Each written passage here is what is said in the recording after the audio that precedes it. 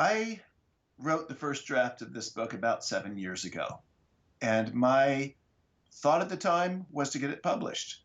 When I presented the idea to friends, people who'd had books published, people who worked in the publishing industry, anything like that, the response was unanimous.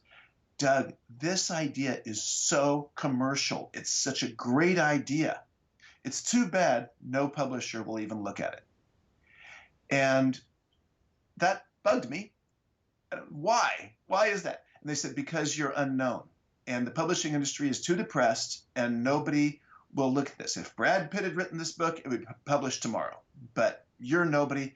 What you need to do is build a platform. Maybe write the entire book in blog form, and then that will get you a name, get you an audience. And I thought, but if I do that, then it will never be published. And I pictured this as a book, with beautiful glossy pictures and all this. So I struggled and finally came up with this idea, not of doing the book as a blog, but of doing a website and creating an identity for myself, a platform for myself. I work as a psychotherapist, mainly with kids and teens, and I thought I could do something helping parents and helping kids communicate better. And a website where they could write questions and I would connect them, kind of what I do in my day job. And then at some point, the light bulb went off, and I realized I'm going to do this website, but it's not going to be me.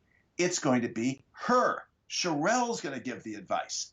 And so I created this thing called AskShirelle.com, which within a year or two after all the work creating it, we had 10,000 visitors a month from all around the world writing in. It was wonderful. It was a great success. Of course, no money and no book. And so I thought, okay, now it's time. And I spent a year putting out proposals to agents over and over.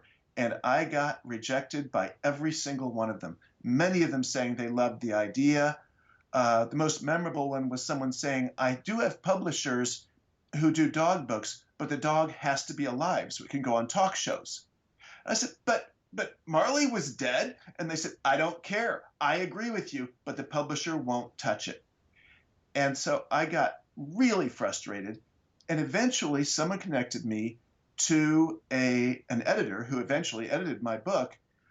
But what she said to me, she got me on the phone for about an hour and a half and read me the riot act on why I didn't want a publisher. Why, as a first-time writer, it's not the 70s and 80s anymore. They don't publicize for you. You have to do it all yourself. They take more money. They will rewrite your book. They'll change the cover, which for me was complete blasphemy. And it will take more money. I think I said that already. They offer really nothing to a beginning writer.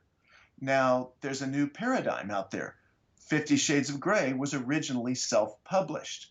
Once she had the audience going, then the publishers came in and said, we'd like to buy your book. And of course, she had all the power in the world to say, okay, here's what you're going to do. Here's how you're going to put the book out.